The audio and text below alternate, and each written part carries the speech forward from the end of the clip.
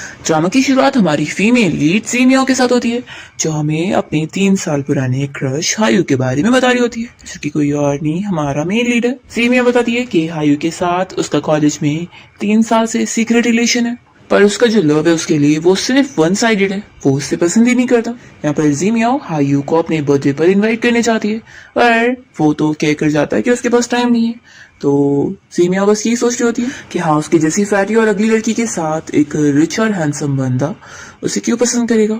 वो बताती है कि उसने ग्रेजुएशन के बाद उसे ब्रेकअप करने का डिसाइड कर लिया, और वो फिर यहाँ ग्रेजुएशन पार्टी में गई होती है, पर वो तभी हायू को अपने फ्रेंड्स लोग के साथ बातें करते हुए सुनती है, जो कि उससे पूछ रहे होते हैं कि क्या तू सच में जीमिया को डेट कर रहा है, हम लोगों ने रूमर सुने, और क्या तू सच में ऐसी टाइप की लड़की को पसंद करता है।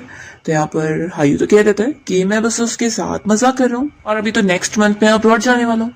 ये सुनते के साथ ही जीमिया तो शॉक हो जाती है और बहुत ज्यादा अपसेट होकर फिर यहाँ से जाने लगती है। तब यहाँ पर हायू का जो दूसरा फ्रेंड है वो कहने लगता है कि हाँ, वो कितनी ज्यादा फैटी और अगली है, और उसका ऐसे मजाक बनाने लगता है। तो हायू गुस्से में फिर अपने फ्रेंड के ऊपर ड्रिंक फेंक देता है और उसे चिल्लाता है कि वो दोबारा ऐसे ना बोले। तो वो कहता है कि आखिर मैंने क्या गलत बोला, तेरा भी तो यही मतलब है ना कि वो फैटी और अगली है। फिर हम देखते हैं कि इसी के साथ ही 6 साल बीत जाते हैं, और हायू यहाँ पर अपनी एक पेशेंट को उसकी बेटी के बारे में बता रहा होता है कि उसकी जो डिजीज है उसे इस साल ही अपनी सर्जरी करवानी होगी। और हम देखते हैं कि उस पेशेंट बच्ची की मॉम कोई और नहीं जीमिया होती है, और वो तो हायू को देखकर शॉक होती है। फिर वो तुरंत यहाँ से जाने लगती है, तो हायू उसे रुकने बोलता है। सुनकर ही वो डर जाती है कि उसने क्या उसे पहचान लिया। वो पूछती है कि डॉक्टर क्या कुछ और काम है। तो कहता है कि तुमने अपना मेडिकल रिकॉर्ड नहीं ली। तो जीमिया फिर उसे मेडिकल रिकॉर्ड लेकर यहाँ से अपनी बच्ची को लेकर जा रही होती है, और हायू बस उसे देखकर सोच रहा होता है कि ये वो थोड़ी ना हो सकती है। यहाँ जीमिया बाहर आती है और वो बहुत ज्यादा नर्वस होने लगती है कि मुझे उम्मीद है कि उसने मुझे पहचाना ना हो। तब यहाँ पर जीमिया की बेटी शाओ फिर उससे पूछने लगती है कि मम्मी, अभी हम लोग जिस डॉक्टर अंकल से मिले थे, क्या वो मेरे डैडी है। ये सुनकर जीमिया कहती है कि बिल्कुल नहीं। तो फिर शाओ फोटो निकालती है और कहने लगती है कि लेकिन आखिर वो डॉक्टर अंकल मेरे डैडी की तरह कैसे दिख रहे हैं। तो जीमिया फिर अपना और हायू का फोटो देखते हुए अपनी बेटी शाओ को समझाने लगती है कि वो तुम्हारे डैड नहीं है, और अब हम लोग इस बारे में बात नहीं करेंगे। और वो रोते हुए बस यही सोच रही होती है कि वो हायू को पता नहीं लगने देगी कि शाओ उसकी बेटी है। फिर यहाँ पर हायू का फ्रेंड उसके ऑफिस में उससे मिलने आया होता है, और वो उसे बताने लगता है कि इस महीने की 20 तारीख को हमारी क्लास रियूनियन पार्टी होने वाली है, और तू इतने साल बाद अब्रॉड से आया तो तुझे चलना ही होगा। तो हाई कहता है कि नहीं, मैं शायद नहीं चल पाऊंगा क्योंकि मैं बहुत बिजी हूँ। तो फिर उसका फ्रेंड कहने लगता है कि सच में तो कितना बिजी रहता है, हमारी क्लास में सिर्फ तू और वो जीमिया ही है जो हमेशा हर साल पार्टी में आते ही नहीं है। वैसे तुझे वो जीमिया याद है ना, वही फैटी लड़की।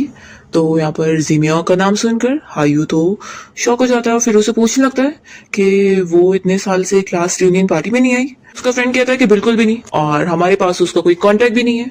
और फिर यहाँ पर हायू का फ्रेंड उसे मना रहा होता है कि प्लीज तू इस बार तो पार्टी में आई जाना, और वो चला जाता है। तो हायू यहाँ पर फिर एक पेन देखने लगता है, और फ्लैशबैक में हमें दिखाते हैं कि जीमिया ने हायू के बर्थडे पर उसे ये पेन गिफ्ट करी थी, और उससे बताई थी कि उसकी बर्थडे पार्टी ग्रेजुएशन वाले दिन है, तो वो जरूर आएगी अगर वो इनवाइट करेगा। तो हायू कहता है कि क्लास के सभी लोग आ रहे हैं तो तुम भी आ सकती हो। तो जीमिया बस उसे पेन देखकर फिर खुश होकर पीछे बैठ जाती है, और वो उसका पेन देख रहा होता है। यहाँ पर फ्लैशबैक खत्म होता है और हायू इस बारे में सोच रहा होता है कि उस दिन वो पार्टी में आई नहीं, और उसके बाद से वो गायब हो गई।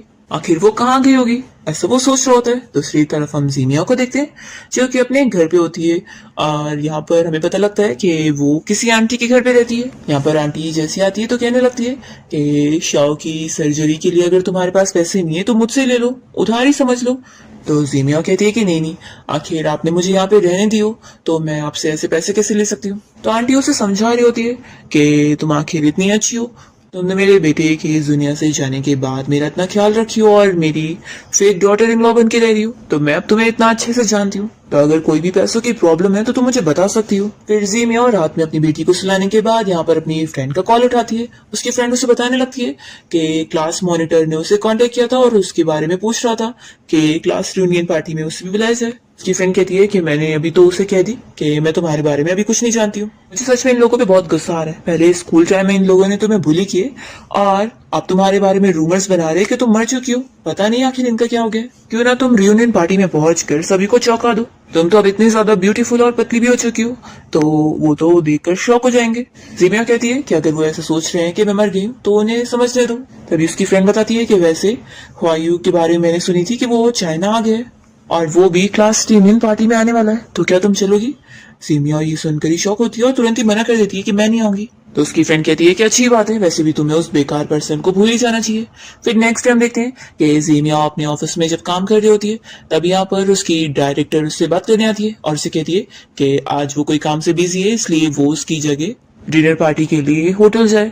तो होटल का नाम सुनकर ही जीमिया को याद आता है कि क्लास रियूनियन पार्टी भी वहीं पर होने वाली है। वो मना करने लगती है कि नहीं नहीं, मैं वहां पर नहीं जा पाऊंगी। तो डायरेक्टर गुस्सा आने लग जाती है और कहती है कि अगर तुम नहीं जाओगी तो ठीक है, फिर इस जॉब से भी तुम हाथ धो दोगी। तो जीमिया तुरंत ही मान जाती है, क्योंकि आखिर इस जॉब को वो नहीं खो सकती है, क्योंकि उसे अपनी बेटी की सर्जरी भी करवानी है, तो उसे अभी पैसों की जरूरत है। फिर नेक्स्ट सीन में हम वायु को देखते हैं, जो कि यहाँ अपने सारे क्लासमेट्स के साथ पार्टी में आया होता है। वो सभी उसके बारे में पूछ रहे होते हैं कि वो तो डॉक्टर बन गया है, तो क्या वो किसी को डेट कर रहा है। वायु तो बस बार बार गेट की तरफ देख रहा होता है और जीमिया का इंतजार कर रहा होता है। तभी सारे क्लासमेट्स कहने लगते हैं कि वैसे सब पहुंच गए, बस वो जीमिया अभी तक नहीं आई है। तुम लोग को क्या लगता है कि नेक्स्ट अब वो यहाँ पर आने वाली होगी? किसी के आने की आवाज आ रही होती है, तो हुआई तो इमेजिनेशन करने लग जाता है कि जीमिया यहाँ पर आने वाली है। पर तब यहाँ पर तो कोई और ही लड़की आई होती है और सभी क्लासमेट उसे देखकर बातें करने लगते हैं कि वो इतनी ज्यादा मोटी हो गई। फिर सभी लोग हंसते हैं, वो यहाँ पर जीमिया का भी मजाक उड़ाने लग जाते हैं कि वो कितनी ज्यादा फैटी और अगली लड़की थी। तो हाई को सुनकर गुस्सा आती है और वो इन लोग से फिर ठीक से बात नहीं करता। तभी इतने में एक लड़की बताने लगती है कि जीमिया के बारे में मैंने सुनी हो कि वो तो मर चुकी है। हुआई सुनकर शॉक हो जाता है। तभी बाकी क्लासमेट्स भी कहने लगते हैं कि हाँ, तभी तो हमने इतने टाइम से जीमिया को कभी यहाँ क्लास रियूनियन पार्टी में नहीं देखी और वो किसी के कांटेक्ट में भी नहीं थी। लोग लेकिन उस लड़की से कहते हैं कि तुम सच तो बता रही हो ना, ये बात एकदम पक्की है?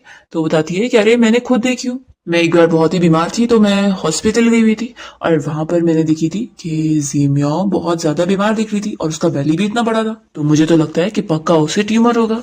तभी यहाँ पर एक बंदा कहता है कि क्या पता वो प्रेग्नेंट होगी। तो तभी ये सब सुनकर हायू तो यहाँ पर रह नहीं पाता और कहता है कि मुझे जरूरी काम है तो मैं अपने हॉस्पिटल जा रहा हूँ, और वो तुरंत चले जाता है। तभी यहाँ पर एक लड़की फिर सारे क्लासमेट्स को बताने लगती है कि वैसे तो हमने हायू और जीमिया के बारे में रूमर सुने हो कि कॉलेज टाइम में ये दोनों पूरे 3 साल के लिए रिलेशन में थे और डेट कर रहे थे। ये सुनकर सभी शॉक हो रहे होते हैं और आपस में बात कर रहे होते हैं। तभी हम देखते हैं कि हुआई जब जल्दी में यहाँ से जा रहा होता है, तभी वो जीमिया उससे टकरा जाता है और जीमिया को गिरने से बचाता है। तभी वो तो शॉक हो जाती है कि यहाँ पर भी वो उसे मिल गया। तुरंत ही जाने लगती है तो वो तुरंत उसका हाथ पकड़ के रोकता है और पूछता है कि क्या हम लोग पहले कहीं मिल चुके? तो जीमिया फिर तुरंत ही नाटक करने लगती है और कहती है कि डॉक्टर, क्या आपने मुझे पहचाना नहीं? कल मैं अपनी बेटी को लेकर हॉस्पिटल आई थी और आपने उसकी मेडिकल रिपोर्ट के बारे में मुझे बताया था। लगता है कल मैंने मास्क पहनी थी ना, तो इसलिए आपने ठीक से मुझे पहचाना ही नहीं।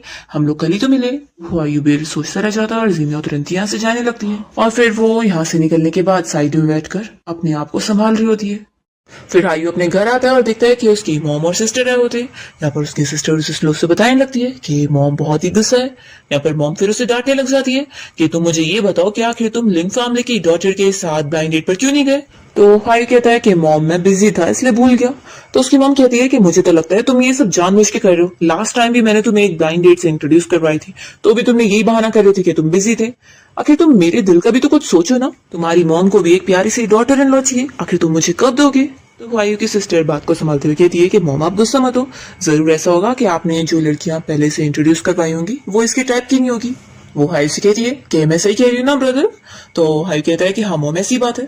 तो उसकी मॉम कहती है कि हाँ सही बात है, मुझे तुमसे पहले पूछना चाहिए था कि तुम्हें कैसे टाइप की लड़की पसंद है। चलो अब बता दो कि कोई है तुम्हारी टाइप? तो वायु फिर हाइट और कलर बताने लगता है और कहता है कि वो पतली भी नहीं होनी चाहिए। ये सुनकर फिर यहाँ पर उसकी मॉम और सिस्टर समझ जाते हैं और दोनों साथ में जीमिया का नाम लेते हैं और कहते हैं कि आप समझ आया कि अभी तक तुमने कोई भी ब्लाइंड डेट को क्यों नहीं पसंद करे, क्योंकि अभी तक तुम उस लिटिल गर्ल को भूल नहीं पाए हो ना। तो यहाँ पर उसकी सिस्टर कहने लगती है कि मॉम मैंने आपसे पहले बताई थी ना कि पक्का ये अभी अपने पिछले रिलेशनशिप से बाहर नहीं आया। हायू फिर उठकर जा रहा होता है तो उसकी मॉम से रोकती है और कहने लगती है कि अगर तुम्हें वो लड़की इतनी पसंद है तो क्यों ना उसे वापस लेकर आ जाओ। तो हाई कहता है कि मेरे और उसके बीच में अब सब कुछ खत्म है।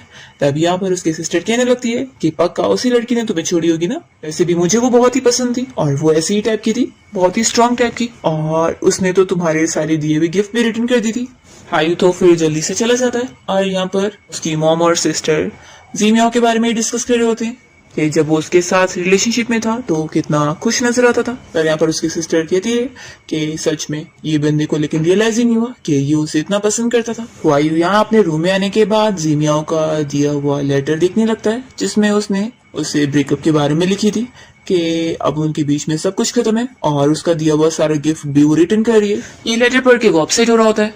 फिर नेक्स्ट सीन में हम देखते हैं कि जीमिया अपने ऑफिस में बैठी होती है। तभी उसकी कलीग उसे बताने लगती है कि हमारी डायरेक्टर लीना रिलेशनशिप में, और वो जिस बंदे से शादी करने वाली है ना, उसकी फैमिली बहुत ज्यादा पावरफुल है और वो फेमस बंदा है। तो ये सुनकर फिर जीमिया भी खुश हो रही होती है। अब इन लोग की एक और कलीग यहाँ पर आती है और बताने लगती है कि डायरेक्टर लीन ने उसे ये लंच बॉक्स उसके बॉयफ्रेंड के ऑफिस तक पहुंचाने के लिए दी थी, लेकिन उसका बहुत पेट दुख रहा है इसलिए वो नहीं जा पाएगी। तो पूछ रही होती है कि तुम लोग में से क्या कोई मेरी हेल्प कर सकता है। तो यहाँ पर बाकी सारे कलीग्स कहने लगते हैं कि उनका तो अपॉइंटमेंट है।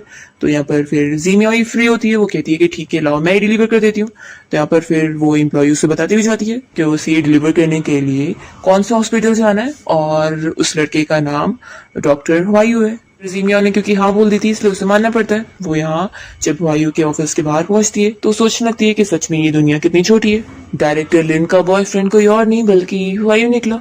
वैसे भी वो एक रिच लड़का है और वो एक रिच लड़की के लिए तो लायक होगा, दोनों एक दूसरे के लिए सूटेबल है। तभी जैसे ही वो यहाँ पर ये सोचकर उसका डोर खोलने जा रही होती है तभी वायु खुद ही बाहर आ जाता है और वो उसे देखकर कहता है कि शाओ की मॉम आप यहाँ पर। तो जीमिया फिर उसे ये लंच देने लगती है और बताती है कि ये आपकी गर्लफ्रेंड लिन ने मुझे आपको देने के लिए बोली है। तो वायु कहता है कि किसने कहा कि वो मेरी गर्लफ्रेंड है। ये सुनकर ये सोचती है कि सच में क्या अब ये एक स्कमबैग बन गया जो अपने रिलेशनशिप को एडमिट नहीं करने वाला है। वायु फिर उसे अंदर ले लेता है लंच बॉक्स रखने के लिए। तो जीमिया फिर अंदर आ जाती है और उसे बताने लगती है कि डायरेक्टर लीन असल में मेरी बॉस है और कंपनी में सभी को पता लग गया है कि वो अभी रिलेशनशिप में और आप उनके बॉयफ्रेंड है। और फिर वो लंच बॉक्स रखने के बाद कहती है कि मैं अब चलती हूँ यहाँ से। तभी इतने में उसका पैर स्लिप होता है, वो गिरने वाली होती है। तो तुरंत ही जल्दी से वायु उसे पकड़ने लगता है और यहाँ पर फिर एक लड़की आ जाती है जो कि इन लोग को ऐसे देखकर वायु को चिल्लाने लगती है कि तुम यानी कि इस लड़की की वजह से मुझे रिजेक्ट कर रहे थे, आखिर ये मुझसे ज्यादा क्या खास है, हम दोनों ज्यादा सुटेबल है। तो यहाँ पर फिर वायु से क्लियर कर देता है कि तुम कौन होती हो मेरे बीच में इंटरफेयर करने वाली, देखो अभी जाओ यहाँ से। तो वो लड़की गुस्सा होकर यहाँ से बाहर चली जाती है। तो फिर ये सब सुनकर जीमिया वायु से कहती है कि आखिर डॉक्टर वायु आपने कुछ भी एक्सप्लेन क्यों नहीं करे, क्या आपने मुझे शील्ड की तरह यूज किया? तो वो कहता है कि नहीं। तो वायु कहती है कि लेकिन फिर भी आपने कुछ भी क्लियरली बताया नहीं, इसकी वजह से मेरे ऊपर भी कुछ भी प्रॉब्लम आ सकती है, तो आपको कम से कम मुझे एक्सप्लेन करना चाहिए। तो वायु कहता है कि सॉरी। इस पर जीमिया फिर कहती है कि मैं अब चलती हूँ। तो वायु बताने लगता है कि लिन मेरी गर्लफ्रेंड नहीं है और मैं तो बस उससे एक दो बार ही मिला हूँ, तो हमारे बारे में जो भी रूमर है वो झूठी है। जीमिया कह देती है कि तुम्हें मुझे ये सब एक्सप्लेन करने की जरूरत नहीं है, हम लोग कोई एक दूसरे को इतना अच्छे से जानते नहीं। ये कहकर वो तुरंत ही चली जाती है। तो वायु भी सोचने लगता है कि आखिर ये मुझे इतनी जानी पहचानी क्यों लगती है। फिर वो अपने बेस्ट फ्रेंड को कॉल लगाता है और उसे कहने लगता है कि तू जीमिया के बारे में पता लगाने में मेरी मदद कर। ये सुनकर उसका फ्रेंड शॉक होता है कि जीमिया तेरी फर्स्ट लव, यानी इतने साल सफर करने के बाद तूने फाइनली डिसीजन ले लिया। तो वायु कहता है कि आखिर मैंने कब सफर किया। तो उसका फ्रेंड कहता है कि अब नाटक करने की जरूरत नहीं है, जीमिया के जाने के बाद मुझे पता है कि तू कितना अपसेट रहता था और हर दिन ड्रिंक करता रहता था, और फिर जब तू 6 साल तक अब्रॉड में स्टडी कर रहा था तब तो इतनी सारी लड़कियां तेरे पास आती थी, पर तूने किसी को भी भाव नहीं दिया और आज तक कभी डेट नहीं किया।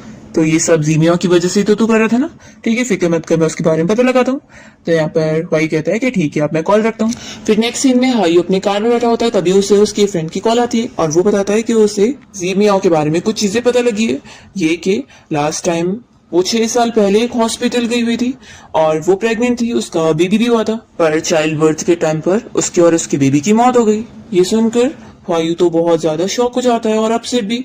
उसे याद आता है कि कैसे उसकी क्लासमेट कह रही थी कि उसने जीमिया को हॉस्पिटल में देखी थी और उसका बैली इतना बड़ा था, तो वो कह रही थी कि उसे तो ट्यूमर है।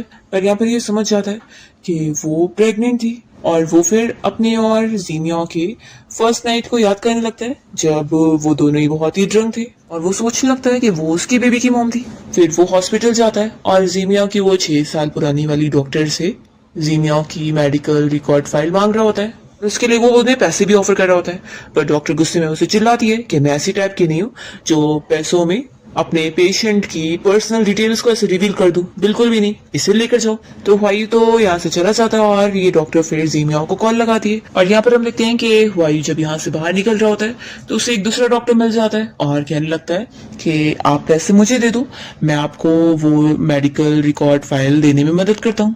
और उसे वो मेडिकल रिकॉर्ड दे देता है, जिसे फिर हुआयू यहाँ अपनी कार में आके देखता है और शॉक हो जाता है कि ये सच है, वो सच ही मर चुकी है, वो भी चाइल्ड बर्थ के टाइम पर।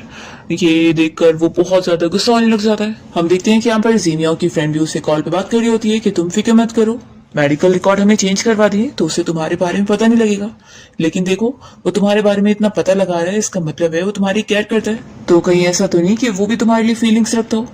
तो जीमिया कहती है कि ऐसा नहीं हो सकता। वो बताती है कि असल में जिस दिन उसका बेबी होने वाला था उस दिन उसने नर्स के कहने पर हुआयू को कॉल लगाई थी कि आखिर उसके ट्विंस होने वाले, तो उसे अपने बच्चे के डैड को इस बारे में बताना चाहिए ताकि वो यहाँ पर आकर उसकी केयर करे। तो जैसे ही उसने कॉल लगाई थी तो वो बहुत ही ड्रंक था और वो उसे चिल्लाने लग गया था, तुमने तो मुझसे ब्रेकअप कर ली थी ना, तो आखिर अब क्यों मेरे पीछे पड़ी हो, मुझे अब तुमसे बात नहीं करनी है। और वो ड्रंक था इसलिए उसने ये सब बोलकर उसे डांट दिया था। फिर जीमिया तो कॉल कट करके तुरंत ही रोने लग गई थी और बेबी के बर्थ के बाद फिर उसे पता लगा कि उसका एक बेटा और एक बेटी हुई थी, पर जो बेटा था वो ऑक्सीजन की कमी की वजह से पहले ही मर गया और फिर वो बहुत ज्यादा रोने लग गई थी। फ्लैशबैक इसी के साथ ही खत्म होता है और जीमिया अभी भी ये सबको याद करके रो रही होती है और अपनी फ्रेंड से कहने लगती है कि वो बस अभी इम्पल्सिवनेस में मुझे ढूंढ रहा है, देखना वो मुझे जल्दी भूल जाएगा और इस सब पे गिव अप कर देगा। तभी इतने में जीमियाओ की बेटी शाओ से आवाज देने लगती है। तो जीमियाओ फिर कॉल कट करने के बाद जल्दी से अपने आंसू पोंछ कर ही अपनी बेटी से मिलती है। नेक्स्ट डे फिर वो अपनी बेटी शाओ को हॉस्पिटल लेकर आई होती है और जैसे ही लिफ्ट खोलता है तो हुआयू भी अंदर आ जाता है। उससे अपसेट देखकर शाओ कहने लगती है कि डॉक्टर अंकल आप मुझे सैड लग रहे हैं, ये लो कैंडी लो।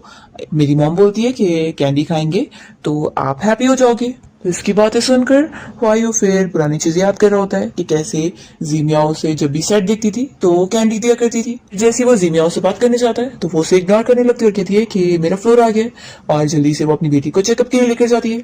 और वो यहाँ शाओ को समझाने लगती है कि क्या तुम मॉम से प्रॉमिस करोगी कि दोबारा हम उस डॉक्टर अंकल से कोई कांटेक्ट नहीं करेंगे। तो शाओ कहती है कि मम्मी आखिर क्यों, मुझे तो वो डॉक्टर अंकल बहुत पसंद है। ये सुनकर फिर जीमिया सोचती है कि क्या ये सब ब्लड रिलेशन की वजह से। वो कहती है कि आखिर तुम्हें वो अंकल क्यों पसंद है। तो शाह बताने लगती है कि डॉक्टर अंकल बिल्कुल मेरे फोटो वाले डैड की तरह दिखते हैं, तो मैं बस उन्हें डैड समझकर बहुत खुश होती हूँ। तो जीमिया पूछती है कि क्या तुम्हें डैड चाहिए। तो शाह रोते हुए बताने लगती है कि क्लास में सभी के पास डैड है पर मेरे पास नहीं। तो जीमिया फिर जल्दी से उसे हक करती है और वो अपसेट होती है कि वो अपनी बेटी को उसके डैड से नहीं मिलवा पा रही है। फिर हम देखते हैं कि जीमिया जब ग्रोसरी की शॉपिंग करके घर पहुंचती है तो देखती है कि आंटी की तबीयत खराब होती है और यहाँ पर शाओ से बताने लगती है कि मम्मी ग्रैंडमा अभी बेहोश हो गई थी, इसलिए मैंने डॉक्टर अंकल को कॉल कर दी हूँ। फिर ये सुनकर तो जीमिया शॉक होती है। तभी आंटी कहने लगती है कि जाने तो मैं भी ठीक हूँ, मैंने मेडिसिन ले ली हूँ। तो जीमिया कहती है कि नहीं आपको मैं भी हॉस्पिटल लेके चलती हूँ। पर तभी इतने में यहाँ पर हुआयू आ जाता है तो जीमिया बस उसे देखती रह जाती है। यहाँ पर फिर शाओ से बताने लगती है कि डॉक्टर अंकल आप जल्दी से ग्रैंडमा को चेक करो, ग्रैंडमा की तबीयत खराब है। तो हुआयू जल्दी से ग्रैंडमा को देखने आता है और फिर उनका ब्लड प्रेशर चेकअप करता है। तो शाओ बता रही होती है कि ग्रैंडमा ये वही डॉक्टर अंकल है जिन्होंने मेरा चेकअप किए थे और मेरी मेडिकल रिपोर्ट बताए थे। फिर वो बताने लगता है कि ग्रैंडमा का ब्लड प्रेशर थोड़ा बढ़ गया तो इसलिए उनका हॉस्पिटल में चेकअप जरूरी है। ग्रैंडमा मना कर रही होती है कि मेरी अस्थमा की बीमारी बहुत पुरानी है तो रहने दो। तो शाओ कहने लगती है कि ग्रैंडमा आपको डॉक्टर की बात सुननी चाहिए। तो फिर ग्रैंडमा मान जाती है कि अच्छा ठीक है। तो यहाँ पर जीमिया कहती है कि आंटी अगर आपको आज नहीं चलना है तो कोई बात नहीं, लेकिन कल आपको मेरे साथ हॉस्पिटल चलना ही होगा। तो वो मान जाती है। फिर हुआयू भी उनसे कहने लगता है कि आंटी अब अपना ख्याल रखना और हाँ दोबारा मेरी जरूरत होगी तो मुझे बुला सकते हैं। और फिर वो जा रहा होता है। तो ग्रैंडमा फिर जीमिया से कहने लगती है कि जाओ तुम डॉक्टर को बाहर तक कम से कम छोड़ कर आ जाओ। तो जल्दी से फिर जीमिया बाहर आती है और वो हुआयू को बोलने लगती है कि आज के मैटर के लिए सॉरी, मुझे नहीं पता था कि शाओ ने तुम्हें कॉल कर दिए। तो फिर हुआयू बताने लगता है कि हाँ मैं अपने एल्डर के साथ आज डिनर पे जा रहा था पर जैसे ही शाओ ने मुझे कॉल करी तो मैं तुरंत यहाँ पर आ गया।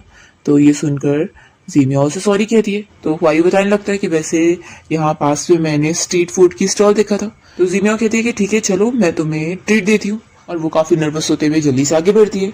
जब दोनों यहाँ फिर साथ में बैठते हैं तो जीमिया दोनों के लिए एक डिश ऑर्डर करती है और उसमें सी फूड डालने से मना करती है। तो हुआयू शॉक होकर जीमिया को देखते रह जाता है। तो जीमिया जल्दी से फिर बहाने करती है कि असल में मुझे सी फूड पसंद नहीं है। तो भाई कहता है कि कितना बड़ा कोइंसिडेंस है, मुझे भी सी फूड पसंद नहीं। वो उससे पूछने लगता है कि वैसे तुम जब भी अपनी बेटी शाओ को लेकर हॉस्पिटल जाती हो तो अकेली होती हो, तो तुम्हारा हस्बैंड कहाँ पर है? तो जीमिया ये सुनकर अटक जाती है कि वो क्या बहाना बनाए। तो फिर भाई कहता है कि कोई बात नहीं, अगर तुम्हें बताने नहीं है तो जीमिया बताती है कि नहीं, वो अब्रॉड में और बहुत ही काम में बिजी रहता है। फिर यहाँ इसके साथ डिनर के बाद हायू यहाँ अपने कार में होता है और इसी बारे में सब सोच रहा होता है। तभी यहाँ उसका फ्रेंड उसकी कार के पास आता है, तो उसे अचानक से देखकर वो डर जाता है और कहता है कि तू पागल है क्या? उसका फ्रेंड कहता है कि तू मुझे बताएगा कि तू यहाँ कार क्यों खड़ी करा हुआ है। फाइव कहता है कि ये बता कि तुझे जीमिया के बारे में और क्या पता लगा।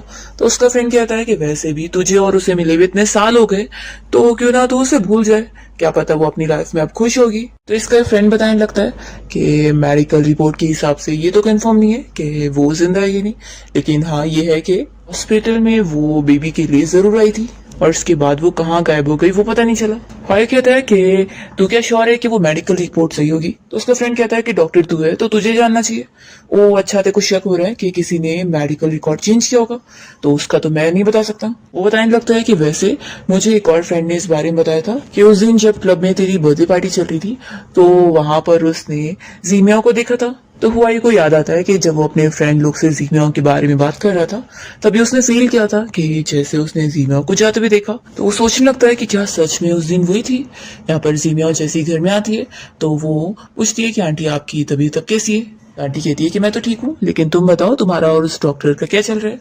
तो जीमिया कहने लगती है कि हमारे बीच में कोई फ्रेंडशिप नहीं है। तो ग्रैंडमा कहती है कि मुझे तो नहीं लगता, अभी वैसे मेरी तबीयत इतनी ज्यादा खराब थी तो शाओ ने तुरंत ही फिर उस डॉक्टर को कॉल लगा दी थी और देखो इतनी जल्दी वो 20 मिनट में पहुंच गया, तो सच में वो कितना अच्छा पर्सन है। सीमिया भी हाँ कहने लगती है और वो शाओ से पूछती है कि तुम ये बताओ कि तुम्हारे पास उस डॉक्टर अंकल का नंबर कैसा है? तो शाओ डरते हुए बताने लगती है कि मैंने डॉक्टर अंकल से खुद ली थी।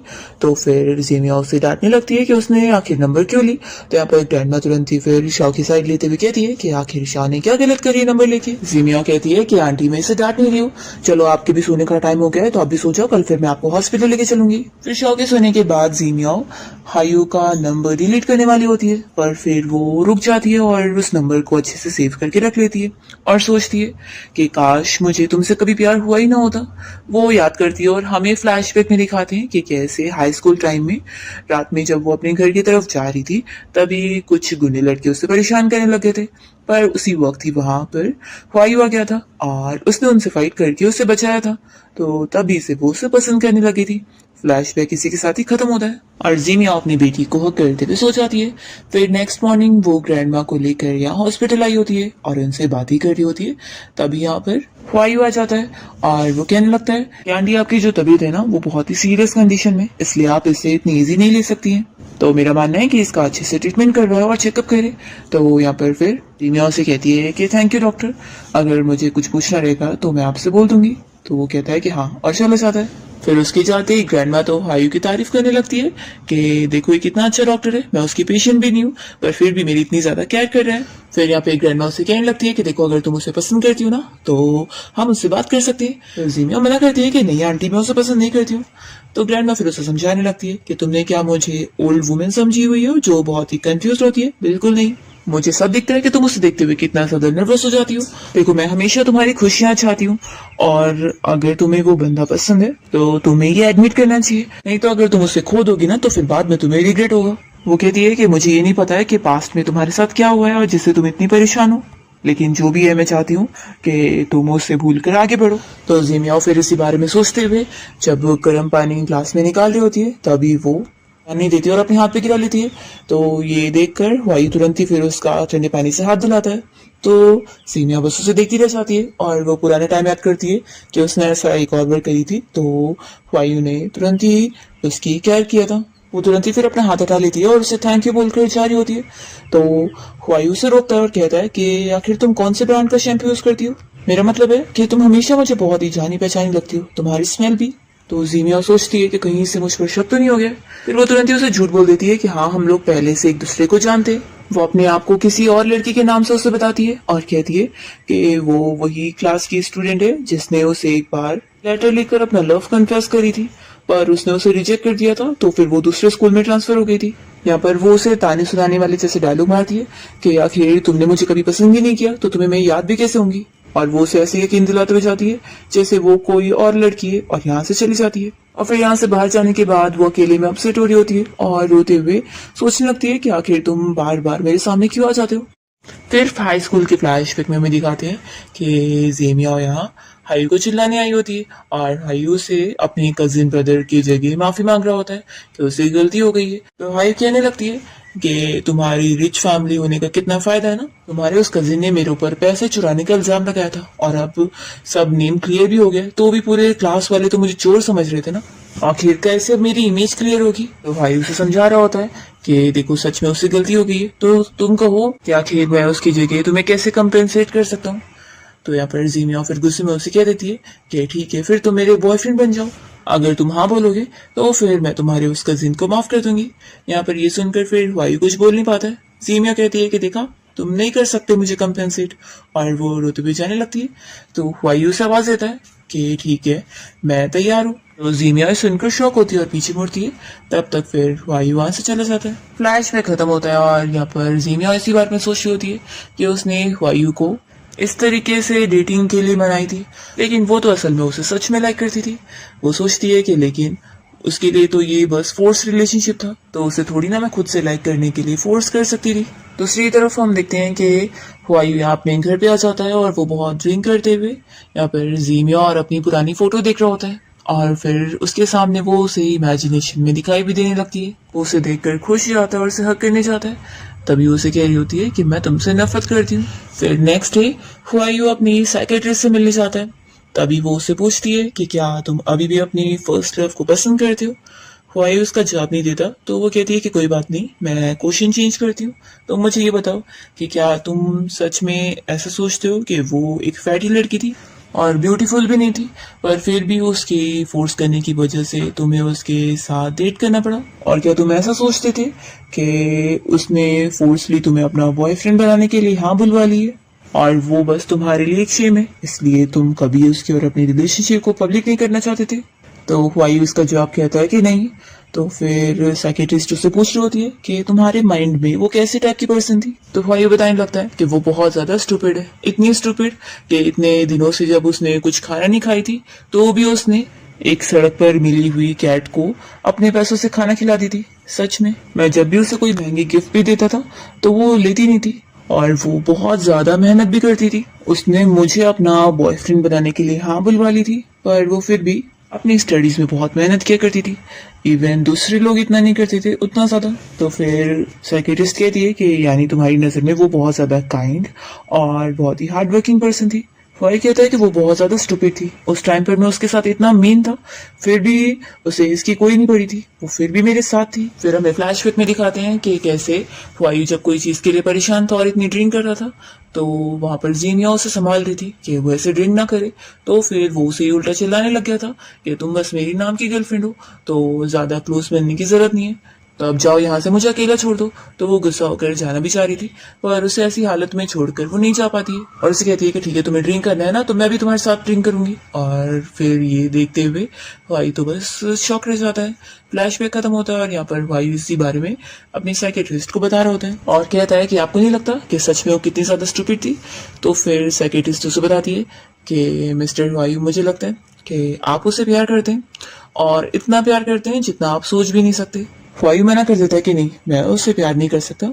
तो फिर डॉक्टर बताती है कि अगर तुम उससे प्यार ना कर रहे होते तो इतने सालों बाद भी उसके बारे में सपने ना देखते। और मैं समझ गई हूँ तुम बस इसी बात को माइंड करते हो कि उसने तुम्हें धमकी दी, लेकिन तुम ही सोचो जब उसने तुम्हें धमकी दी तो उसने साथ ही साथ अपने भी ईगो को गिव अप कर दिए। तो वायु को फिर याद आ रहा होता है कि जीमिया ने उसे कितना बताई थी कि उसने कोई चोरी नहीं करी थी।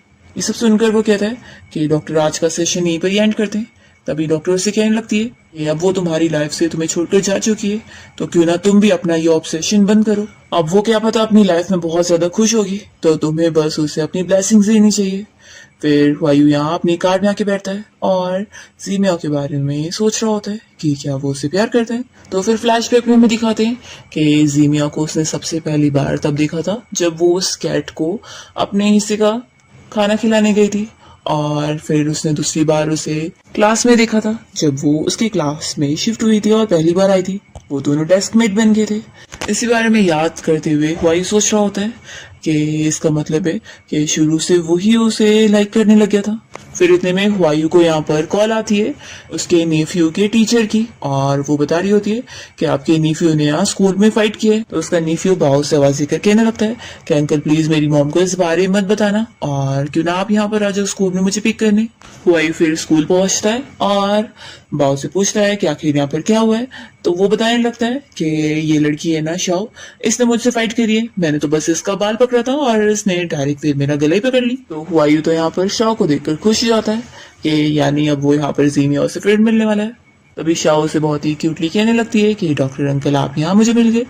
तो भाव कहता है कि अंकल आप इसे जानते हैं। जैसे ही जीमिया यहाँ पहुंचती है तो हुआयू से देखकर अपनी डॉक्टर की कही हुई बात याद करने लगता है कि उसकी डॉक्टर ने उससे पूछी थी कि वो जो न्यू लड़की तुम्हारी लाइफ में आई है वो बिल्कुल तुम्हें जीमिया की तरह लगती है, तो क्या तुम उसे स्टैंड इन की तरह ट्रीट कर रहे हो? मेरे को अच्छा रहेगा कि तुम क्या चाहते हो इस बारे में अच्छे से सोच लो, क्योंकि ये दूसरे पर्सन के लिए भी बिल्कुल ठीक नहीं है, नहीं तो फिर बाद में तुम्हें खुद भी रिग्रेट होगा। इस बारे में हुआयू याद कर रहा होता है। फिर जीमिया तुरंत यहाँ पर शॉ के पास आती है और टीचर से पूछने लगती है कि ये क्या हुआ है। तो टीचर कहती है कि कोई बड़ी बात नहीं है, बस दोनों बच्चे ने आपस में फाइट करे। फिर हुआयू तो यहाँ पर शॉ से अपने नेफ्यू बाव के बदले में माफी मांग लेता है कि इसे तुम्हारे बाल नहीं खींचने चाहिए थे। तो बाव कहता है कि अंकल आप आखिर माफी क्यों मांग रहे हैं, इसने मुझे भी तो मारी है। तभी जीमिया भी बाव से अपनी बेटी के बदले में माफी मांग लेती है कि देखो तुम लोग तो बहुत ही अच्छे फ्रेंड थे ना, तो चलो अब गुस्सा खत्म करो और दोनों हाथ मिला लो। वो बाव तो फिर यहाँ पर जीमिया को देखकर खुश हो जाता है कि आंटी आप तो कितनी ब्यूटीफुल है। फिर वो मान जाता है और यहाँ पर शौक के साथ हाथ मिला लेता है और दोनों जन फिर एक दूसरे से माफी मांगकर अपना झगड़ा खत्म कर लेते हैं। तो फिर हुआयू और जीमिया दोनों स्माइल करने लगते हैं। जैसे ये लोग बाहर निकलते हैं तो बाव फिर हुआयू से पूछता है कि अंकल क्या आप ये ब्यूटीफुल आंटी को पहले से जानते हैं? तो हुआयू कहता है कि नहीं, इतना अच्छे से नहीं। तो फिर बाव कहता है कि फिर आप आखिर उन्हें घूर घूर कर क्यों देख रहे थे, क्या आपको नहीं लगता ये बहुत ही गंदी हरकत थी? तो फिर हुआयू से कहता है कि अगर तुम एक वर्ड और बोलोगे ना तो मैं तुम्हारी मॉम को कंप्लेन कर दूंगा कि आज यहाँ पर क्या क्या हुआ है। तो कहता है कि अंकल माफ कर दो, मैं ऐसा वापस नहीं बोलूंगा। तभी यहाँ पर जीमिया को चक्कर आ रहे होते हैं, वो गिरने लगती है। तो फिर शॉ कहती है कि मम्मी आपको क्या हुआ है? तो उसकी बात सुनकर जल्दी से हुआयू यहाँ पर जीमिया को पकड़ने आता है और वो उसे गिरने से बचाता है। जीमिया कहती है कि मैं ठीक हूँ, पर वो वापस से गिर रही होती है। तो यहाँ पर हुआयू से अपनी कार में लाके बैठाता है और कहता है कि ये कैंडी खाओ, तुम्हारा शुगर लेवल कम हो गया इसलिए तुम्हें चक्कर आ रहे हैं। चलो मैं तुम दोनों को घर भी छोड़ देता हूँ क्योंकि तुम लोगों का घर रास्ते में पड़ेगा। तो जीमिया उसे मना नहीं कर पाती है, या फिर वो उसे और शाओ को उसके घर तक छोड़ देता है। तभी सामने कुछ स्ट्रीट फूड मिल रहा होता है तो बाव जिद करने लगता है कि अंकल मुझे वो खाना है। तो हुआयू नहीं मान रहा होता है। तो यहाँ पर जीमिया उसे कहती है कि बच्चा इतना जिद कर रहा है तो उसे खिलाई दो, वहां पर क्लीन खाना मिलता है। फिर यहाँ पर जीमिया को फिर से चक्कर आ रहे होते हैं तो हुआयू बाहर आता है और समझाने लगता है कि अगली बार से वो ऐसे ब्रेकफास्ट स्किप ना करे और टाइम पर खाना खाए, तो ऐसा नहीं होगा। वो कहता है कि चलो वैसे भी खाने का टाइम हो गया तो हम लोग साथ में चल के खा लेते हैं। तो जीमिया फिर मान जाती है और ये लोग साथ में आके बैठते हैं। फिर यहाँ पर हुआयू खाने ऑर्डर कर रहा होता है, तभी वो इस बारे में शाओ से पूछता है कि तुम्हारी मम्मी तो सी फूड नहीं खा सकती है, तो तुम्हारा क्या तुम खाओगी? तो वो कहती है कि मेरी मम्मी तो खा सकती है। तभी जल्दी से यहाँ पर जीमिया बहाने करती है कि असल में पहले मैं खा लेती थी लेकिन अभी अचानक से मुझे एलर्जी हो गई है। पर हुआयू समझ जाता है कि कुछ तो है जो वो छुपा रही है और आखिर उसने उसे झूठ क्यों बोली। फिर जब खाने के पैसे पे करने का टाइम आता है तो हुआयू यहाँ पर चारों का बिल पे करने वाला होता है, पर जीमिया जल्दी से अपना और अपनी बेटी शाओ का बिल पे करके उसे बाय बोलकर चली जाती है। तो हुआयू अपसेट होकर बाहर जीमिया को जाते हुए देख रहा होता है। अभी यहाँ फिर बाव कहने लगता है कि अंकल आखिर आप अभी भी आंटी को देखे जा रहे हैं। हुआयू उसे याद दिलाता है कि मैंने तुम्हें चुप रहने बोला था ना। फिर नेक्स्ट डे जीमिया जब अपने ऑफिस से रात में घर के लिए जा रही होती है तभी यहाँ पर जो टैक्सी ड्राइवर है वो उसे देखे जा रहा होता है और कहने लगता है कि तुम इतनी ब्यूटीफुल लड़की हो और इतनी रात में ट्रेवल कर रही हो, सच में तुम्हारा हस्बैंड क्या तुम्हें पिक करने भी नहीं आ सकता है? अगर मेरी वाइफ इतनी ब्यूटीफुल हो ना तो मैं तो उसे इतनी रात को अकेले छोड़ ही नहीं सकता। तो जीमिया समझ जाती है कि ये ड्राइवर बिल्कुल सही नहीं है। वो तुरंत ही फिर यहाँ पर हुआयू को कॉल करके उससे कहने लगती है कि हस्बैंड मैं बस पहुंचने वाली हूँ तो तुम वहाँ गेट के बाहर ही मुझे पिक करने आ जाना। हाँ ठीक है, तुम टाइम पर पहुंच जाओगे ना, ऐसा बोलकर वो कॉल कट करती है। तो हुआयू यहाँ पर समझ जाता है कि वो शायद कोई प्रॉब्लम में है। यहाँ पर जीमिया जैसे ही अपने घर तक पहुंचती है तो वो कार से निकल के डरते हुए जा रही होती है कि कहीं ये बंदा उसका पीछा ना करे, और उस ड्राइवर ने तो उसके ऊपर नजर भी रखा होता है। पर तभी टाइम पर यहाँ पर हुआयू आ जाता है। तो फिर ये देखने के बाद वो टैक्सी ड्राइवर अपना चला जाता है। फिर जीमिया उसे थैंक्स बोल देती है। तो हुआयू कहता है कि वैसे तुम्हारा हस्बैंड कहाँ पर है? आखिर वो तुम्हारी केयर क्यों नहीं करता है? ऐसे कैसे वो तुम्हें अकेले छोड़ सकता है? या तुम लोग का रिलेशन अच्छा नहीं है? तो जिमिया जल्दी से कहती है कि नहीं, हमारा रिलेशन बहुत अच्छा है। तो भाई कहता है कि फिर आखिर तुमने मुझे क्यों कॉल करी थी? तो कहती है कि वो कॉल गलती से लग गया और सॉरी, ऐसा अब दोबारा कभी नहीं होगा। ऐसे बोलकर वो तुरंत ही अपने घर चली जाती है। फिर भाई सोचता रह जाता है कि आखिर मुझे क्या हो गया है, ये थोड़ी ना जिमिया है। फिर यहाँ से वो क्लब जाता है अपने फ्रेंड से मिलने के लिए। यहाँ पर वायु अपने फ्रेंड से पूछता है कि जीमिया के बारे में कुछ पता लगा कि नहीं। तो उसका फ्रेंड कहता है कि इन्वेस्टिगेशन चालू है, शायद जल्द ही पता लग जाएगा। लेकिन आखिर ये बता कि जीमिया अगर तेरे को मिल गई तो तू करने क्या वाला है? तो भाई कहता है कि ऑफ कोर्स अब मैं दोबारा उसे नहीं खो सकता। तो इसका फ्रेंड कहता है कि लेकिन अगर उसकी शादी हो गई होगी तो भाई कहता है कि तो भी मैं उसे छीन लूंगा। फिर नेक्स्ट सीन में हम लिखते हैं कि शाह यहाँ पर जीमिया से पूछ रही होती है कि मम्मी कल पेरेंट्स टीचर मीटिंग है, तो क्या आप चलोगी ना मुझे पिक करने के लिए? तो फिर जीमिया मान जाती है और कहती है कि वैसे बाव के लिए कौन आने वाला है? तो फिर शाह कहती है कि ऑफ कोर्स उसकी मम्मी डैडी। ये सुनकर फिर जीमिया खुश होती है कि अब वो वहां पर हायू से थोड़ी ना मिलेगी। पर नेक्स्ट डे जब मीटिंग के बाद ये लोग बाहर आते हैं तो यहाँ पर बाव को पिक करने के लिए वायु आया होता है। तो उसे देखकर वो शॉक हो जाती है कि ये फिर से यहाँ पर आ गया। अभी शाह भी जल्दी से जाकर वायु का हाथ पकड़ लेती है और कहती है कि अंकल क्या मैं आप लोग के साथ घूमने चल सकती हूँ? बाव ने मुझे बताया कि ये आपके साथ आज घूमने चलने वाला है। तो वायु उसके लिए एग्री करता है। फिर ये चारों मिलकर यहाँ पर फ्लावर्स वगैरह देख रहे होते हैं। तभी यहाँ पर बच्चे जिद करते हैं कि वो इन लोग की फोटोज दे। तो वायु फिर इन लोग की फोटोज देने में हेल्प करता है। फिर वायु और बाव दोनों मिलकर आइसक्रीम लाने जाते हैं। तभी बाव बताने लगता है कि हम पीनट वाली आइसक्रीम नहीं ले सकते हैं। शाह ने मुझे बताइए कि वो और उसकी मॉम दोनों ही पीनट वाली आइसक्रीम नहीं खा सकते, उन्हें पीनट से एलर्जी है, वो भी बहुत ज्यादा। ये सुनते के साथ ही वायु को याद आता है कि उसने देखा था कि जीमिया को भी पीनट से ही एलर्जी थी, वो भी बहुत ज्यादा। तो फिर इसे और शक हो जाता है कि ये कोई कोइंसिडेंस नहीं हो सकता है। वो फिर अपने निफिल से कहता है कि तुम यहीं पर ही इंतजार करो, मैं अभी आता हूँ। और वो जीमिया को ढूंढने क्या होता है, पर वो उसे मिलती ही नहीं है क्योंकि वो ऑलरेडी यहाँ पर छुपी हुई होती है और अपनी बेटी शाह को लेकर चली जाती है। फिर वायु इसी बारे में सोचने लग जाता है कि ऐसा थोड़ी ना हो सकता है, वो जीमिया नहीं हो सकती है। फिर काफी सोचने के बाद वो जब बाव के साथ कार से जा रहा होता है तो बाव कहने लगता है कि आखिर हम लोग ने चाओ और उसकी मॉम को अपने साथ क्यों नहीं लिए? देखो अंकल बारिश भी होने लग गई, अब तो वो लोग भीग जाएंगे। तो उनके पास तो कार भी नहीं है। तो हुआई को भी उनकी फिक्र होती है और वो ड्राइवर को वापस कार घुमाने बोलता है। यहाँ पर हम देखते हैं कि जीमिया अपनी बेटी शाओ के साथ एक जगह पे रुकी हुई होती है और कहने लगती है कि ड्राइवर अंकल यहाँ तक अंदर नहीं आएंगे तो हमें आगे चलना पड़ेगा। तो शाओ कहती है कि लेकिन मम्मी यहाँ बाहर तो इतनी बारिश हो रही है। तो जीमिया उसे उठाकर कहती है कि हम लोग 1 2 3 काउंट करके जल्दी से भाग के निकल जाते हैं, फिर ड्राइवर अंकल बाहर मिल जाएंगे। पर यहाँ पर फिर ये लोग वेट करते रह जाते हैं और ड्राइवर कॉल पे बता देता है कि असल में उसे कोई काम पड़ गया, वो नहीं आने वाला है। तो इतनी तेज बारिश में ये लोग यहीं पर ही फंस जाते हैं। फिर इतने में यहाँ पर वायु अपनी कार से निकलकर जल्दी से उसके पास आता है। तो जीमिया कहती है कि तुम क्यों आ गए, तुम्हें आने की जरूरत नहीं थी। तो वायु शाओ की फिक्र कर रहा होता है कि वो बीमार हो जाएगी और वो उसे उठा के लेके जाने लगता है। तो शाओ तो उससे डैडी कह देती है। फिर वायु इन लोग को कार में बैठाने के बाद जीमिया से कहता है कि मेरा घर अभी पास में, तो क्यों ना मैं अभी तुम लोग को मेरे घर लेके चलता हूँ। शाओ भी काफी भीग चुकी है तो भी यहाँ पर जीमिया मना कर रही होती है। तो वायु कहने लगता है कि शाओ बीमार है इसलिए हम लोग उसे ज्यादा देर भीगे हुए नहीं छोड़ सकते। तो जीमिया को मानना पड़ता है। वो दोनों बच्चों को यहाँ रूम में सुलाने के बाद जब बाहर निकलती है तो यहाँ पर वायु उसके सामने आ जाता है।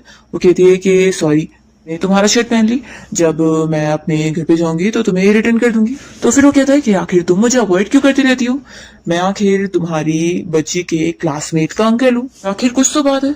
तो जीमिया कहती है कि ऐसी कोई बात नहीं है, असल में तुम तो जानती हो कि तुम मेरे पहले क्रश थे, इसलिए अब तुम्हें देखकर मैं थोड़ी अनकंफर्टेबल फील करती हूँ। तो ये बस नॉर्मल ह्यूमन नेचर है। वायु कहता है कि सिर्फ यही बात है या फिर कुछ और, मुझे लगता है तुम तो कुछ सीक्रेट छुपा रही हो। तो जीमिया अभी भी काफी बहाने करने लग जाती है। तभी यहाँ पर वायु नहीं मानता और कहता है कि मुझे ट्राई करना है। वो कहती है कि क्या, तभी वो उसे फोर्सली किस करने लग जाता है। तो जीमिया उसे बाइट कर लेती है और जल्दी से दूर करती है और भागने लगती है। तो वायु उसे जीमिया के नाम से बुलाता है और फिर उसके सामने आकर कहने लगता है ये सब बस कोइंसिडेंस नहीं हो सकता, तुम सी फूड नहीं खाती हो कि तुम्हें उससे एलर्जी है, और तुम पीनट भी नहीं खाती हो उससे भी तुम्हें एलर्जी है, और ऊपर से तुम दिखने में और बिल्कुल स्मेल में भी जीमिया की तरह ही हो और कुछ भी डिफरेंस नहीं है, तुम जीमिया ही हो। तो भी वो मानती नहीं और कहती है कि तुम गलत समझ रहे हो। यहाँ पर वायु उसके सामने नील डाउन होकर उसे माफी मांगने लगता है और कहता है कि मुझे सच में नहीं पता था कि तुम प्रेग्नेंट थी और हमारा बच्चा भी था। तो यहाँ पर जीमिया तुरंत ही मना करती है कि बिल्कुल नहीं, शाओ मेरी और मेरे हस्बैंड की बेटी है, इसका तुमसे कोई लेना देना नहीं है, इसलिए देखो ऐसी हरकत दोबारा आप कभी मत करना। ऐसा बोलकर वो तुरंत ही भाग रही होती है। तो वायु फिर तुरंत ही उसे कहता है कि मैं तुमसे प्यार करता हूँ सीमिया ये सुनकर रुक जाती है और वो कहने लगता है कि इससे पहले मैं अपने आप को समझ नहीं पाया था कि मैं तुमसे कितना प्यार करता था। पर बात तो ये है कि मैं तुमसे बहुत पहले से ही प्यार करता था और हमारे बीच में इतनी सारी मिसअंडरस्टैंडिंग्स हो गई थी। मैं मानता हूँ मैंने तुम्हें हर्ट किया हूँ, तो तुम चाहे मुझे जैसे पनिश कर दो, लेकिन ऐसे मुझे इग्नोर मत करो। सीमिया फिर ये सुनकर रुक जाती है, तो यहाँ पर वायु जल्दी से आकर उसे पीछे से हक कर लेता है। फिर वो उसका हाथ पकड़ते जाते हुए रुक जाती है और कहने लगती है कि तुम्हारा फोन बज रहा है। तो फिर यहाँ पर वायु अपना फोन उठाता है। वायु को उसका फ्रेंड कॉल पर बताता है कि जीमिया मर चुकी है और हमें उसकी ग्रेव भी मिल गई है। ये सुनकर वायु शॉक हो जाता है और वो तुरंत ही यहाँ से भागकर चला जाता है। फिर यहाँ पर जीमिया भी रोने लगती है और वो याद करती है और हमें फ्लैशबैक में दिखाते हैं जीमिया ने अपनी फ्रेंड को खुद बोली थी कि वो उसके लिए एक फेक ग्रेव का इंतजाम कर दे, ताकि फिर वायु को ऐसे पता लग जाए कि वो मर चुकी है। वो अपनी फ्रेंड से कहती है कि मुझे नहीं पता कि वो मुझे क्यों ढूंढ रहा है, वो क्या करना चाहता है, लेकिन बस मैं इतना जानती हूँ कि अब मुझे उसके साथ कोई रिलेशन नहीं रखना है। तो उसकी फ्रेंड फिर उसकी बात मान जाती है कि ठीक है, जैसा तुम बोलो। जीमिया खुश होती है। फ्लैशबैक खत्म होता है और हम देखते हैं कि यहाँ पर वायु जब जीमिया की ग्रेव पर क्या होता है तो वो अपनी फ्रेंड से कहता है कि तू जा, मैं यहाँ पर अकेले रहना चाहता हूँ। फिर वो रोते हुए यहाँ पर जीमिया से बातें करने लगता है और कहता है कि तुम आखिर मुझे ऐसे अकेले छोड़कर क्यों चली गई, अभी तो मैंने तुम्हें ठीक से सॉरी भी नहीं कर पाया। वो यहाँ पर रोते हुए उससे बातें कर रहा होता है। दूसरी तरफ हम देखते हैं कि जीमिया अभी घर पे रो रही होती है, तभी उसकी फ्रेंड यहाँ पर आती है उसे मिलने के लिए। तो फिर जीमिया कहने लगती है कि मुझे नहीं पता कि मुझे तो खुश होना चाहिए, तो मैं इतनी सैड क्यों हो रही हूँ। उसकी फ्रेंड कहती है कि तुम अब फिक्र मत करो, अब सब कुछ खत्म हो गया है, तो हम लोग न्यू जगह पे जाके रहेंगे और तुम वापस अपनी न्यू लाइफ स्टार्ट कर सकती हो। फिर हम देखते हैं कि जीमिया घर पे वायु की फोटो ढूंढ रही होती है और वो फिर शाह से पूछती है कि क्या तुमने वहां पर फोटो रखी देखी थी। तो शाह कहती है कि डैडी की फोटो। तो जीमिया फिर उसे कहती है कि अगर मैं तुम्हें एक डैडी नहीं दे पाऊंगी तो क्या तुम मुझे ब्लेम करोगी। तो शाह कहती है कि बिल्कुल नहीं, माना मुझे सारे बच्चों की तरह एक डैडी चाहिए, लेकिन मुझे ये भी पता है कि मेरी मम्मी मुझे सबसे ज्यादा प्यार करती है, तो मेरे लिए डैडी से ज्यादा मम्मी काफी है। फिर जीमिया के सोने के बाद शाह उठकर यहाँ पर वायु की फोटो देखते हुए कहने लगती है कि मेरे डॉक्टर डैडी। फिर नेक्स्ट डे जीमिया अपनी बेटी शाह को हॉस्पिटल लेकर गई होती है। तभी यहाँ पर ये लोग नर्स की बातें सुनते हैं, जो कि कह रही होती है कि आज डॉक्टर वायु ने छुट्टी ली है, वो बहुत बीमार है। ये सुनकर शाह कहने लगती है कि मम्मी हम लोग डॉक्टर अंकल से मिलने चलते हैं, वो बीमार है। तो जीमिया उसे समझाती है कि हम अंकल को डिस्टर्ब नहीं कर सकते। दूसरी तरफ हम देखते हैं यहाँ पर वायु को, जो कि घर पे जीमिया को याद कर रहा होता है और वो भी वही फोटो देखते हुए नेकलेस को देख रहा होता है जो उसने जीमिया को गिफ्ट किया था, और वो कितनी ज्यादा खुश हुई थी। हमें दिखाते हैं कि वो नेकलेस असल में उसने ही डिजाइन किया था और स्पेशली उसके लिए बनवाया था। वो यहाँ पर सोच रहा होता है कि काश अगर मैंने पहले ही तुमसे अपना लव कन्फेस कर दिया होता और तुम्हें बता दिया होता मैं तुमसे कितना प्यार करता हूँ, तो तुम शायद नहीं मरती। वो रोते हुए खुद से कहने लग जाता है कि सब मेरी गलती है, मैंने तुम्हें खो दिया, मैंने ही तुम्हें मार दिया। और फिर वाइन की बोतल को अपने हाथ से तोड़कर वो अपने हाथ में चोट पहुंचा लेता है। फिर यहाँ पर कोई उसका डोरबेल बजाता है और यहाँ पर शाह आई होती है। तो वो उसे देखकर कहता है कि तुम यहाँ पर। शाह बताती है कि मैंने हॉस्पिटल में नर्स से सुनी कि आप बीमार है, तो मैंने आपको देखने आई थी। तो फिर वायु पूछता है कि क्या तुम्हारी मॉम को पता है। तो शाह कुछ नहीं बोलती है। फिर वायु उसे अंदर ले लेता है। यहाँ पर वो उसके हाथ में पट्टी बंधा हुआ देखकर कहने लगती है कि आपको चोट लगी है, फिर तो आपको बहुत दर्द हो रहा होगा ना डॉक्टर अंकल। तो भाई कहता है कि मैं ठीक हूँ, चलो मैं अभी तुम्हारी मम्मी को कॉल कर देता हूँ। तो शाह जल्दी से मना करती है कि नहीं नहीं, मैं यहाँ पर सीक्रेटली आई हूँ, तो प्लीज आप मुझे थोड़ा देर रहने दे दो, उसके बाद तो मैं चली जाऊंगी। तो फिर वायु मान जाता है और कहता है कि लेकिन ज्यादा देर नहीं रुक सकती, नहीं तो तुम्हारी मॉम फिक्र करेंगी।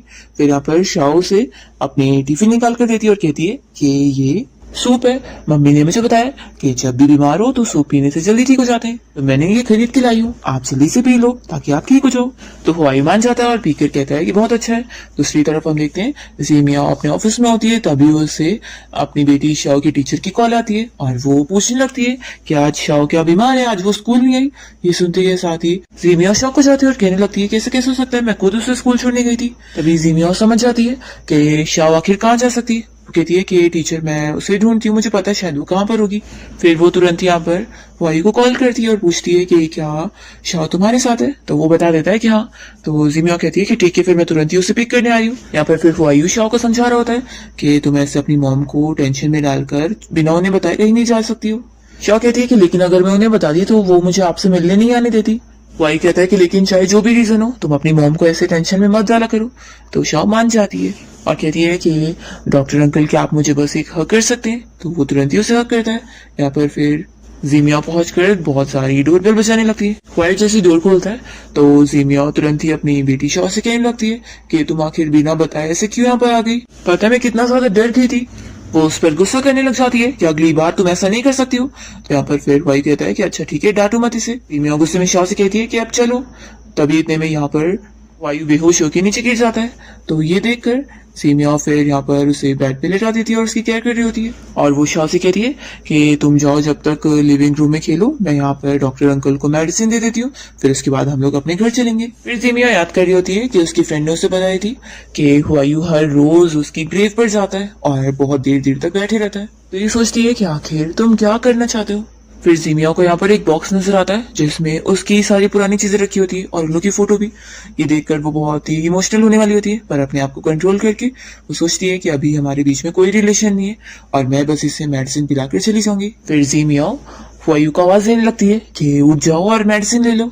तभी जैसे ही वो आँख खोलता है तो जीमिया को देखकर वो पुरानी वाली उसे याद कर रहा होता है और उसे तुरंत ही वो कहने लगता है कि मैंने तुम्हें मार दिया, और फिर वो उसे किस कहने लग जाता है। तो जीमिया फिर उसे रोकते हुए दूर करती है और कहने लगती है कि ठीक से देखो, मैं जीमिया नहीं हूँ, मैं नींग हूँ, लगता है तुम्हें बहुत ज्यादा फीवर है इसलिए मेडिसिन ले लो और फिर सो जाना। और फिर वो उसे बाय बोलकर जल्दी से शाओ के पास आती है और कहती है कि चलो जल्दी से सब पैक कर लो, हम लोग घर चल रहे हैं। तभी यहाँ पर जब ये लोग निकल रहे होते हैं तो शाओ के बैग से जीमिया की वो फोटो गिर जाती है और यहाँ पर वायु पानी पीने के लिए बाहर आया होता है और तभी वो ये फोटो को उठा लेता है। फिर यहाँ पर उसे दूसरी वाली फोटो भी मिल जाती है और वो ये देखकर बहुत ज्यादा खुश हो जाता है कि यानी जीमिया मरी नहीं है, वो जिंदा है। और वो इतना खुश हो जाता है कि जल्दी से जीमिया के घर के बाहर तक पहुंच जाता है और उसके फ्रेंड की भी उसे कॉल आ जाती है और उसे ये चीज और क्लियर हो जाती है कि वो ग्रेव असल में जीमिया की है ही नहीं, क्योंकि वो तो न्यू न्यू बनाई गई है, तो ये हो सकता है कि वो जिंदा है। तो यहाँ पर ये खुश हो जाता है कि यानी अब कंफर्म हो गया। वो यहाँ पर जीमिया के घर के बाहर पहुंचकर डोर नॉक करने लगता है और कहता है कि जल्दी से दरवाजा खोलो। वो उसे कॉल भी लगा रहा होता है और कह देता है कि अगर वो दरवाजा नहीं खोलेगी तो हो जाएगा नहीं। जैसे ही जीमिया दरवाजा खोलती है तो वो अंदर आ जाता है और उसे हक करके उसे जीमिया कहकर बुला रहा होता है। तो वो कहने लगती है कि वो तो मर चुकी है ना, उस दिन मैंने भी सुनी थी कॉल पे। तो फिर वो उसे सब बताने लगता है कि उसे कंफर्म पता चल गया है कि वो ही जीमिया है। वो उसको दोनों फोटो भी दिखाता है और कहता है कि वो जो ग्रेव थी वो भी न्यू न्यू बनाई गई है। उसे सारे चीजें कंफर्म करके कहने लगता है। तो फिर वो मान लेती है कि हाँ मैं ही जीमिया हूँ। तो क्या हो गया, हमारा ब्रेकअप हुए 7 साल हो गए और अब हमारे बीच में कोई लेना देना नहीं है, कोई रिलेशनशिप नहीं है। तुम्हें पता है मैंने ये सब नाटक क्यों करी, क्योंकि मुझे तुमसे दूर होना है। वो उसे अपने घर से बाहर निकालने लगती है। तो फिर वो कहता है कि मुझे अपनी गलती का एहसास हो गया, प्लीज मुझे माफ कर दो, मैंने तुम्हें हर्ट किया। तो यहाँ पर जीमिया उससे कहने लगती है कि अब ये सब बोलकर कोई फायदा नहीं है, मैं अपने हस्बैंड के साथ बहुत ज्यादा खुश हूँ और तुम हमारे बीच में अब नहीं आ सकते। सब बोलकर वो उसे निकाल के दरवाजा बंद कर रही होती है। तो वायु पूछने लगता है कि वो अब्रॉड में और तुम उसके साथ आखिर खुश भी हो के नहीं, मुझे तो लगता ही नहीं कि वो तुम्हारी और शाओ की कोई केयर करता है, तो क्या फायदा है इसी मैरिज का। तो जीमिया उसे कहती है कि इसका तुमसे कोई मतलब नहीं है, कम से कम मेरा हस्बैंड तुमसे कई गुना ज्यादा बेहतर है। तो ये सुनकर फिर वायु तो उसे फोर्सली किस करने लगता है। तो ये उसे थप्पड़ मार के चिल्लाती है कि तुम अब मुझे 7 साल पहले वाले से भी ज्यादा डिस्गस्टेड लग रहे हो। फिर इतने में यहाँ पर शाओ की आने की आवाज आती है। तो वो यहाँ पर ग्रैंडमा के साथ आई होती है और कहने लगती है कि डॉक्टर अंकल आप यहाँ पर। फिर ग्रैंडमा तो यहाँ पर वायु को खाने पे इन्वाइट कर लेती है कि उनके खाने का टाइम ही हो गया है तो वो भी खा के जाए। तो यहाँ पर वायु तो खुशी खुशी मान लेता है। फिर लोग साथ में खाना खाते हैं। उसके बाद जीमिया वायु को बाहर तक छोड़ने जाती है और उसे कह देती है कि उनके बीच में सब कुछ खत्म है। तो यहाँ पर वायु तो उसे मना रहा होता है कि तुम अपने हस्बैंड को डिवोर्स दे दो, मैं जानता हूँ कि तुम अभी भी मेरे लिए फीलिंग्स रखती हो। तो वो उसे चिल्लाती है कि अगर तुम अभी यहाँ से गई नहीं ना तो मैं पुलिस को कॉल कर दूंगी, और जल्दी से अंदर चली जाती है। फिर वायु अपने फ्रेंड से मिलता है और उसे सब बताता है कि कैसे उसने जीमिया को ढूंढ लिया और उसकी शादी भी हो चुकी है और बच्चा भी है। तो ये सुनकर उसका फ्रेंड भी शॉक हो जाता है और कहता है कि अब तू क्या करेगा। तो वायु कहता है कि ऑफ कोर्स उसका डिवोर्स करवाऊंगा। ये सुनकर उसका फ्रेंड कहता है कि तू पागल हो गया है, उसकी अच्छी खासी लाइफ को तू क्या बर्बाद करना चाहता है, ये कितनी खराब बात होगी तुझे पता भी है। और वैसे भी उसने झूठा ग्रेव बनाने का सबका नाटक करी थी, इसका मतलब है कि वो तुझसे कोई भी रिलेशन नहीं रखना चाहती है, वो तुझसे हेट करती है।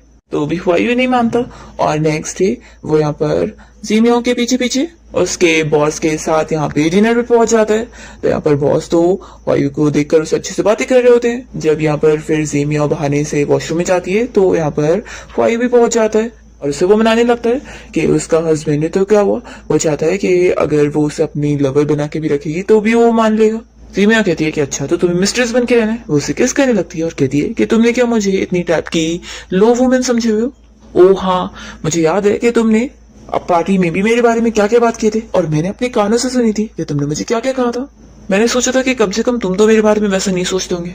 वो उससे बातें सुनाती है और यहाँ से जाने लगती है तो हुआयू से माफी मांग रहा होता है। फिर बाहर जीमियाओ को एक चोर मिल जाता है जो कि उसका पर्स चुरा के लेके जा रहा होता है।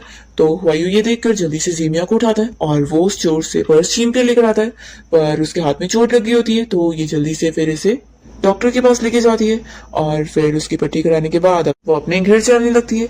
पर यहाँ पर फिर वो उसे रोकने लगता है कि मुझे बहुत भूख लगी हुई है तो मेरे घर चल के कुछ खाना बना दो। तो मान जाती है। यहाँ पर फिर उसे सूप बना के देती है।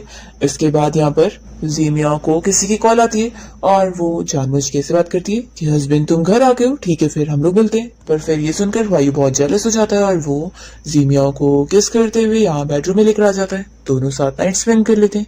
मॉर्निंग में जीमिया उठकर जा रही होती है तो वायु से रोकता है और कहता है कि उसने सिर्फ उसके साथ नाइट स्पेंड नहीं किया, वो हमेशा उसके साथ रहना चाहता है। कहने लगती है कि सच में तुम पूरे पागल हो चुके हो। वो यहाँ पर उसे आर्ग्यूमेंट करके फिर चली जाती है। इसके बाद हम देखते हैं कि वो जिस आंटी के साथ रह रही थी उसका बेटा फाइनली अब अब्रॉड से आ गया होता है और वो अब अपनी मॉम को कह देता है कि अब वो वापस नहीं जाएगा, यहीं पे रहेगा। वो यहाँ पर जीमिया के लिए भी गिफ्ट लेकर आया होता है। जब इन दोनों बातें कर रहे होते हैं तो बाहर वायु खड़ा होता है और उसे लग रहा होता है कि उसका हस्बैंड है, तो वो बहुत ही अपसेट होकर यहाँ से फिर चला जाता है। फिर ऐसे ही इनका रिलेशन बढ़ रहा होता है और जीमिया इसी लड़के के साथ मिलकर वायु के सामने झूठा नाटक करती है कि ये सच में उसका हस्बैंड है ताकि उसे यकीन हो जाए। पर फिर अचानक से शाओ जो है बहुत ज्यादा बीमार हो जाती है और उसकी सर्जरी के लिए पहले तो ब्लड देने की जरूरत होती है। तो यहाँ पर जो उसकी आंटी का बेटा है वो बताता है कि मेरा ब्लड हुआ है, मैं अपना ब्लड दे सकता हूँ।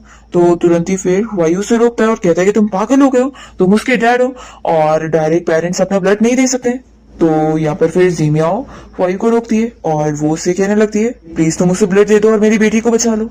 ये सुनने के बाद वायु शॉक हो जाता है कि क्या, यानी मैं उसका डैड हूँ। तो जीमिया से हाँ बोलती है। फिर यहाँ पर की आंटी का बेटा ये ब्लड देने को तैयार होता है, जिसके बाद फिर वायु अपनी बेटी की सर्जरी करके आता है और शाओ को गुड न्यूज देता है शाओ अब सेफ है। तो वो जल्दी से उसे हक करती है और दोनों ही फिर रो रहे होते हैं। इसके बाद जब शाओ को होश आ जाता है तो दोनों ही फिर उसे मिलते हैं और यहाँ पर शाओ दोनों को मम्मी डैडी कहती है। तो मियाँ को भी ये चीज शौक लगती है कि उसे क्या पहले से पता है। तो शाओ बताती है कि जब मैं डैडी को पहली बार देखी थी तभी मैंने उन्हें पहचान ली थी, लेकिन मम्मी आप अपसेट थी इसलिए मैंने फिर कभी नहीं बोली। वायु से कह रहा होता है कि मम्मी डैडी आप हमेशा साथ में रहेंगे और तुम्हारा हमेशा ख्याल रखेंगे। फिर जीमिया और वायु अपने बेटे की ग्रेव पर जाते हैं और उससे बातें करते हैं कि वो लोग हमेशा उससे ऐसे मिलने आया करेंगे। यहाँ पर फिर फाइनली दोनों अपना लव कन्फेस करते हैं और इसी के साथ इस ड्रामा की हैप्पी एंडिंग हो जाती है।